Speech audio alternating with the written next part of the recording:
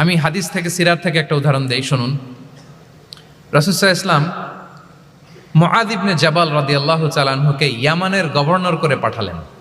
তো তখন তাকে বললেন যে, মুআয, ইন্নাকা তাআতি কওমান মিন আহলিল কিতাব, তোমাকে এমন একটা এলাকার গভর্নর করে পাঠাচ্ছি, তারা কিন্তু আহলি কিতাব, মানে people of the books, Jews and Christian community, তারা ইহুদি খ্রিস্টান।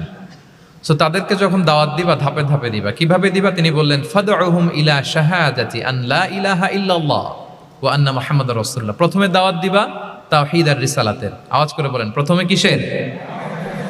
তাওহীদ এবং রিসালাতের। আচ্ছা, ফাইনহুম আতাউ লিযালিক, তারা যখন এটা মেনে নেয়। আরবিটা খেয়াল করেছেন অর্থটা?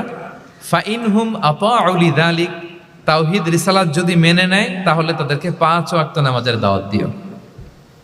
আচ্ছা, 5 ওয়াক্ত নামাজে যখন তারা অভ্যস্ত হয়ে যায়, ফাইনহুম আতাউ লিযালিক, যখন তারা এটাও মেনে নেয় তখন তাদেরকে যাকাতের আদেশ করো। সুবহানাল্লাহ, সুবহানাল্লাহ। দেখেন, ধাপে ধাপে, একবারে সবগুলো বিধান একবারে তাদের সাথে শেয়ার করতে বলেননি। প্রথমে তাওহীদের, রিসালাতের, মেনে নিলে সালাতের, মেনে নিলে যাকাতের, ধাপে ধাপে। তাহলে একবারে কেউ নতুন যখন দিনে ফিরেছে, একবারে সবকিছু তার ঘাড়ে চাপিয়ে দিবেন আপনি? কি করবেন?